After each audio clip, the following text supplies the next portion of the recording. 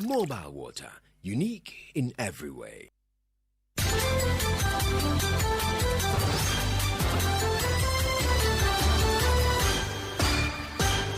It's 68 days to the presidential and parliamentary elections. Hello, good afternoon. This is the Midday News.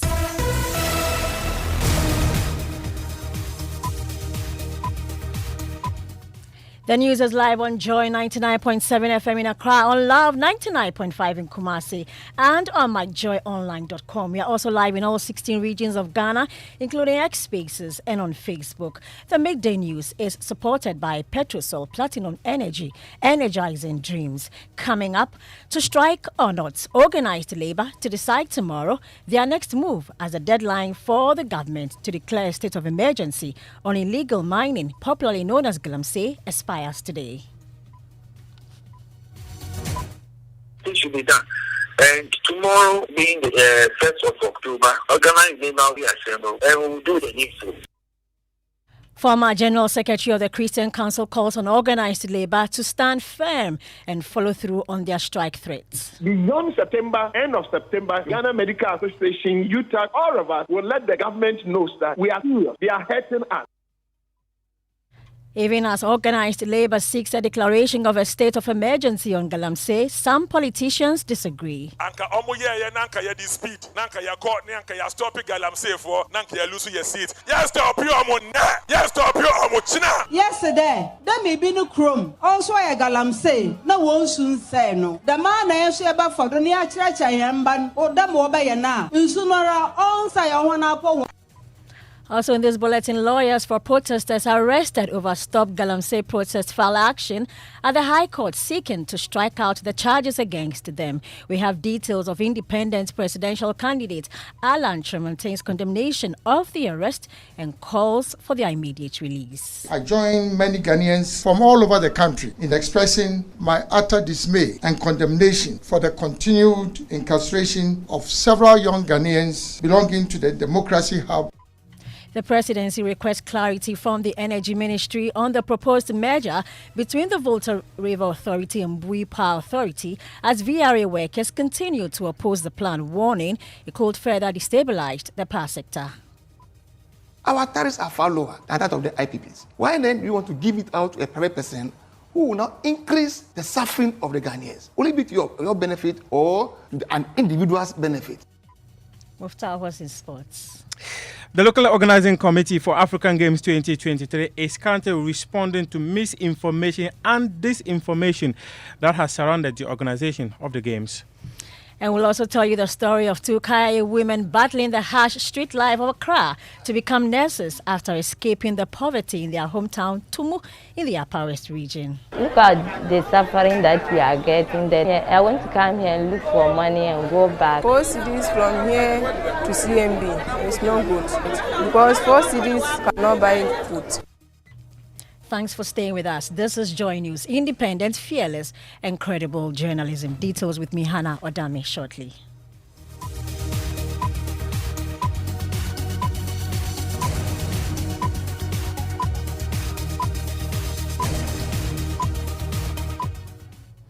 Let's start with organized labor. They will meet tomorrow to decide their next line of action after the deadline given by the group to government to declare a state of emergency on illegal mining, among other demands, expires today. Several associations and unions have given their indication to protest by the end of this month if the president fails to declare a state of emergency against the continuous destruction of rivers and forest reserves by illegal miners. General Secretary of the Ghana National Association of Teachers, Thomas Musa, joins us live on the phone lines with more on this. Now, thank you so much for your time. You indicated to us earlier today that you are yet to hear from government on your demands. Has that situation changed as we speak?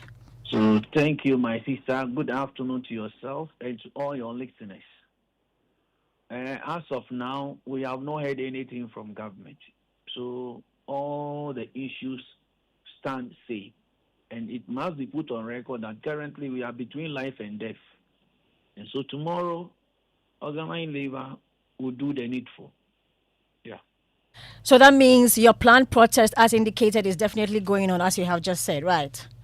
All the cards are on the table. and we will decide which one to fire tomorrow, and we'll do the same tomorrow, my sister. What if you hear from government before the close of day today? Does it mean it's just going no strike? Oh, it's fine. Once the demands are clear. Number one, state of emergency. Number two, revoke the LI, mandating people to go to the forest reserve to mine and all that. Number three, as for the creation of the special courts, we know that it will take some time, but the processes must be set in motion. Then the other one, the police and the military should be equipped, be given the free hand to operate, and finally place a total ban on mining, whether illegal or illegal. Place total ban on it. Let our rivers and our water bodies rest, and let us streamline all the activities of mining in Ghana. Then we take it out from there. These are the demands, and we stand by them as of today. In clear terms, what exactly are your proposals? What are you saying that you do tomorrow? Because you're saying that you do the needful. What exactly does that mean? All the options are on the table. Including? We have the issue of strike, we have the issue of demonstration, and all the other related constitutional rights provided for us. And we will decide which one to deploy tomorrow, my sister. All right. So what are the consequences for the country if government fails to act on that illegal mining issue? Because you're saying you have two options for tomorrow. Oh, already we are facing an existential threat. And that is why we are asking His Excellency the President that under Article 31, that when the lives of the people are threatened, the Constitution allows the President to declare a state of emergency. And aside that one, we also look at this issue of security and all those things. If they are under threat. All right. Okay. We are talking about water here. Okay. And as I've told you, you are between life and death. Great. So we'll take a decision. We will come to you tomorrow for that decision that you will take. Thank you so much for your time, Thomas Musade. Let's stay on Galamsey. An MPP MP for Ifiduasi Asokore in the Ashanti region and Chairman of Parliament's Health Committee, Dr. Nana Eyu Ifriye, says the MPP government will not take any action to stop the illegal mining menace as it will affect the party's electoral fortunes. Dr. Ifriye, who is also a medical doctor and campaign coordinator for the party and currently the chairman of Parliament's Health Committee, said this during a campaign. Now, he insisted that a party will lose parliamentary seats if it takes any action on illegal mining. Who say we are winning the seats in the mining areas. They have seen that we are winning the elections, so they decided to import foreigners into our country and specifically instructed to mine in the water bodies. There hasn't been a water crisis in the country until a month ago. They trapped us into stopping illegal miners from engaging in galamsey. We won't stop them today or tomorrow. Is galamsey done in Accra? If they are men, they should come to Kumasi and hold their demonstration.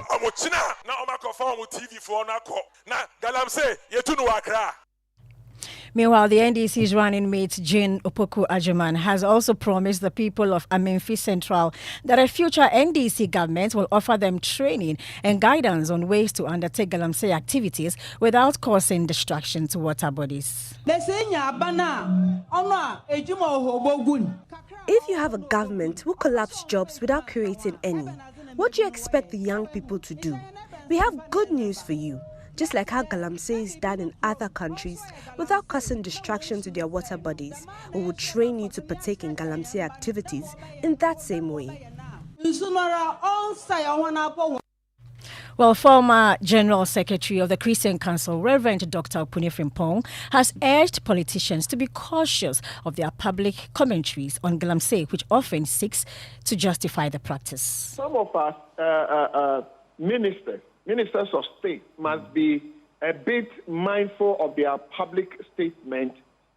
Some of them, their statements are hurting and they are very contradictory. If I hear a minister saying, if we have not been doing mining, CD dollar, the dollar, it would have been 20-something years.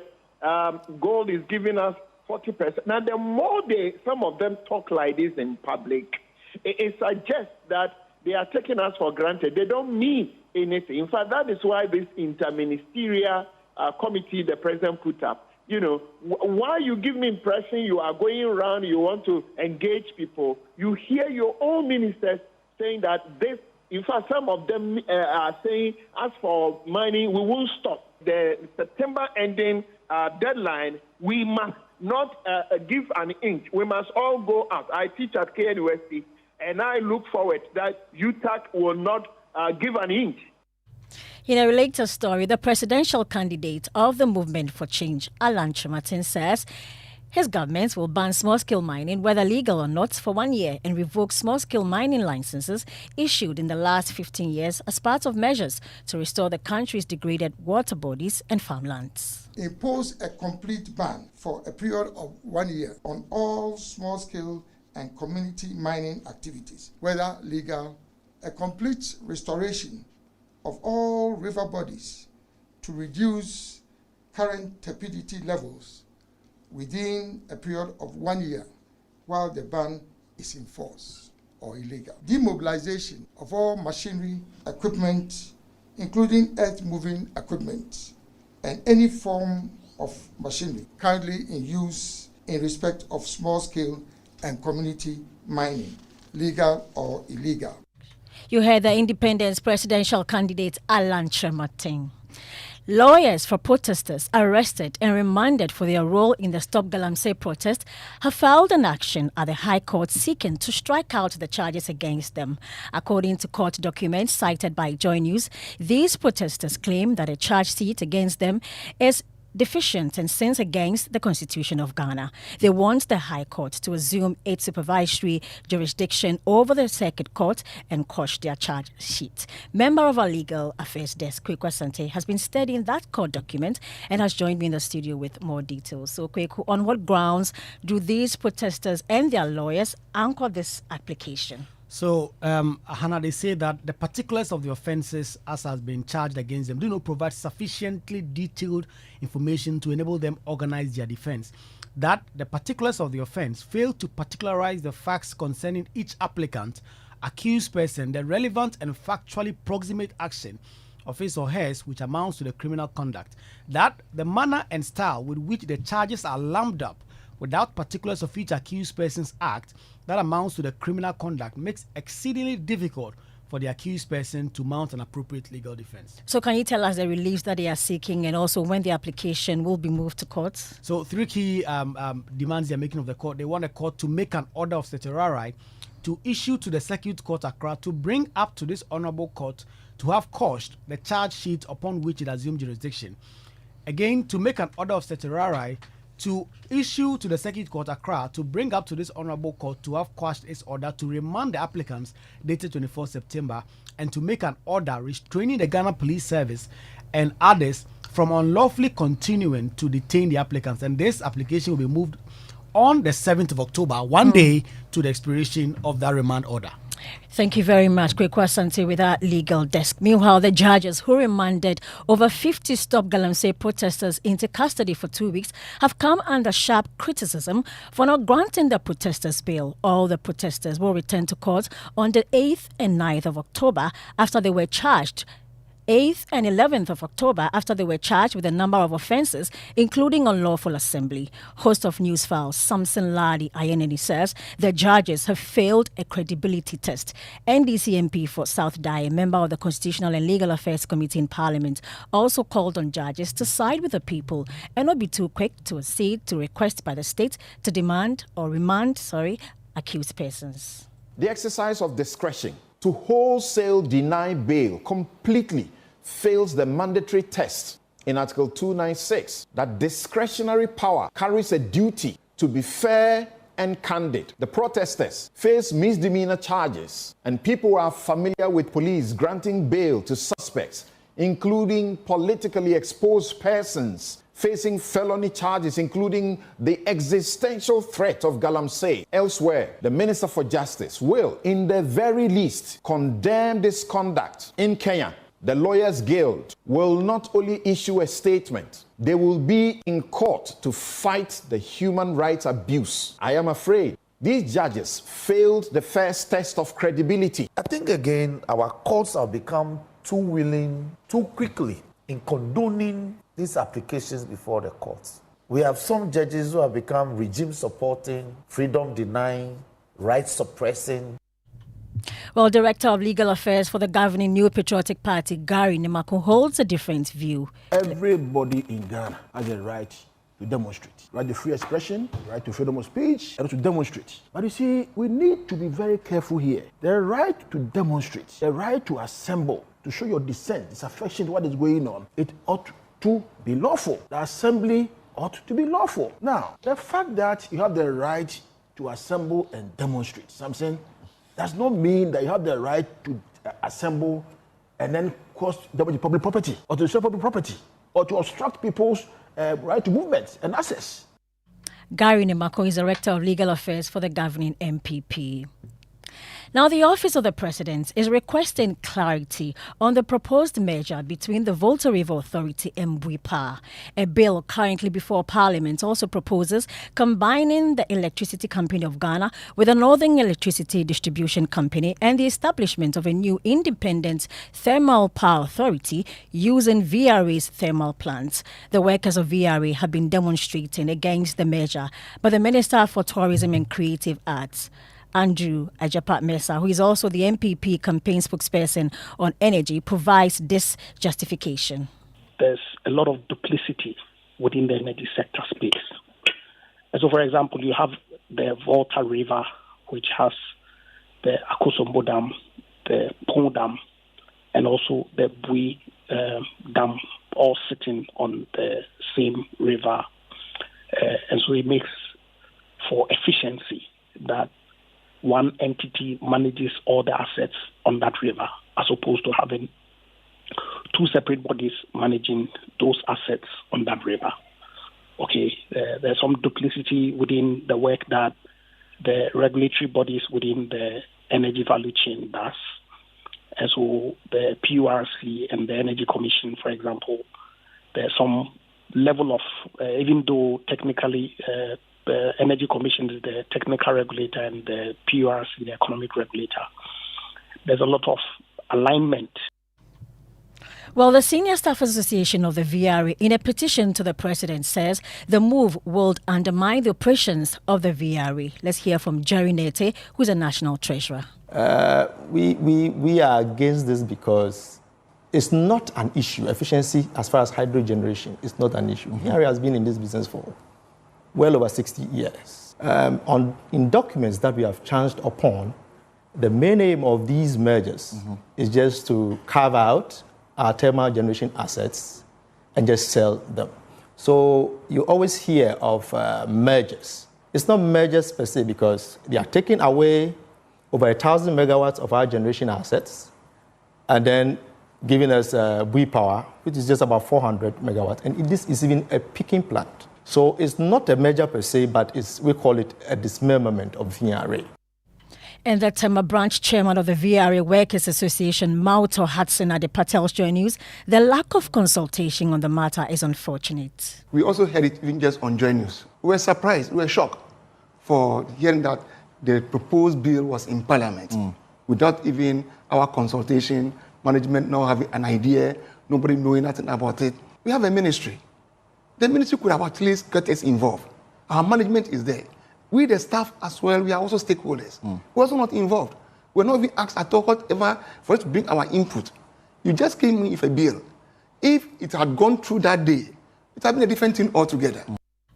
Well, the presidency is stepping in a bid to address the concerns of the workers, and my colleague Elton Broby joins me with the details. Tell us what the letter from the presidency says. So this is dated 24th of September 2024. The letter says, petition against the proposed merger of Volta River Authority, VRA, and the Bui Power Authority to form the Ghana Hydro Authority, measure of the Northern Electricity Distribution Company, NETCO, and the Electricity Company of Ghana, ECG, to form the Ghana Power Distribution Authority, and the separation of VRA thermal assets to create the Ghana Thermal Authority. And the letter directed the Minister of Energy that the content of the petition are noted. This office has forwarded the petition to the Minister of State at the Ministry of Energy for his urgent comments. And this is signed by Secretary to Cabinet, Mercy Deborah in Ketia. Well, we heard the workers' union say there was lack of consultation, and we have a letter from the management of VRA on that. Tell us about it. And this is inviting them to attend a meeting with the management of the VRA board, and the Minister of Energy. This is coming on Thursday, October 3, 2024 at 8:30 a.m. And they are asking that they come and justify why the proposed measure should not go on. Thank you very much, Elton John Broby. In a related development, the Public Utilities Regulatory Commission, PURC, is justifying an upward review in electricity and water tariffs by 3.02% and 1.86% respectively, effective October 1, 2024. The Commission says the routine quarterly review process is crucial in keeping service providers like the ECG and the Ghana Water Company Limited afloat.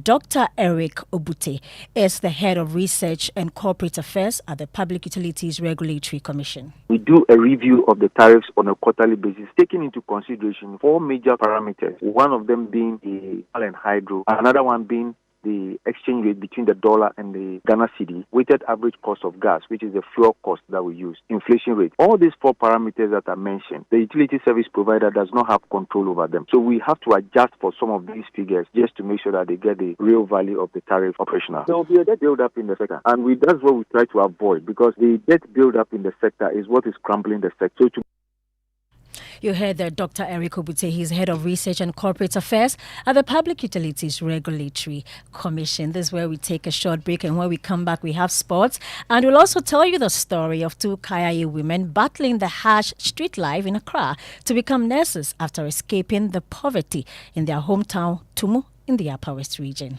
Look at the suffering that we are getting there. I want to come here and look for money and go back. 4 cities from here to CMB.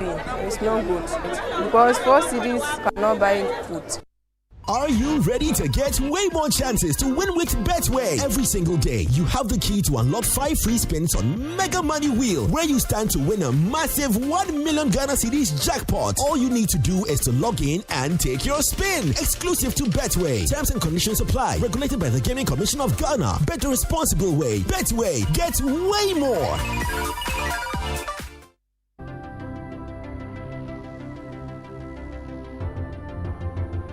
When budgets are tight and money difficult to come by, you want to be sure you get the best value for your money. These are not times to be spending money fixing expensive engine problems because of cheap fuel and lubricants. Drive to a petrol source station today and buy your quality fuel and lubricants, and rest assured of fuel that lasts long and lubricants that prevent expensive engine problems. Hear the sound. Petrosol, clean fuel in full quantity. The luckiest. Star 712 #. Luck is everywhere, for everyone, yeah. The luckiest. Star 712 #. Luck is everywhere, for everyone, yeah.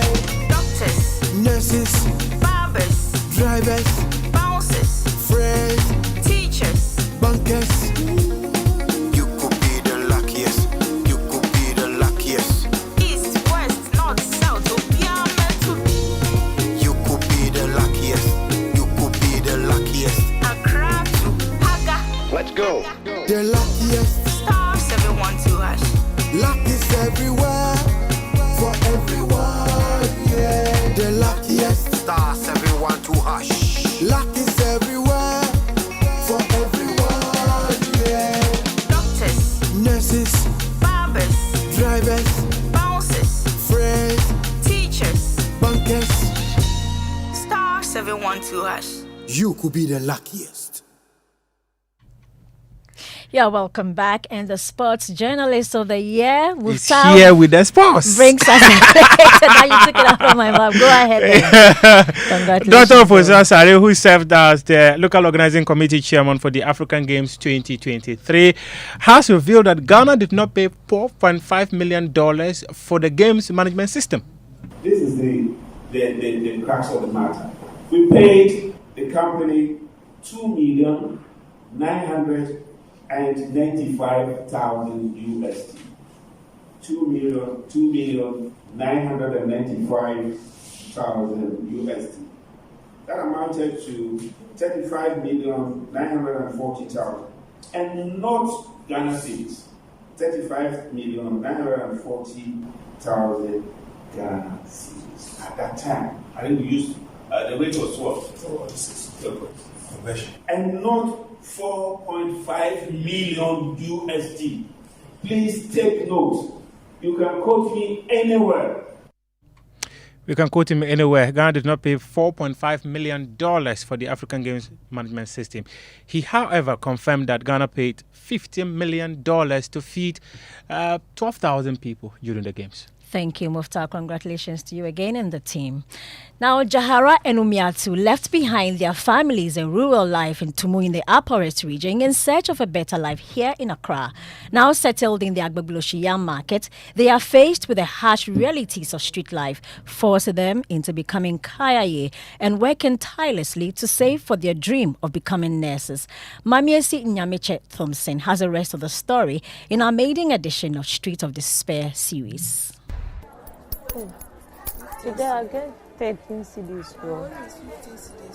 Ishahaku Jahara Jatu, only 20 years old, has been at the yam market for 9 months. She left home without telling her parents. One day, she packed a few clothes, borrowed money from a friend, and left without looking back.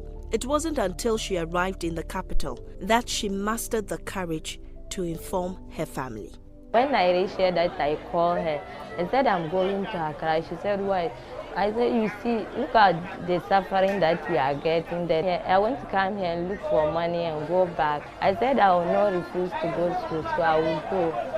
And what did she say? She didn't say anything. She just prayed for me.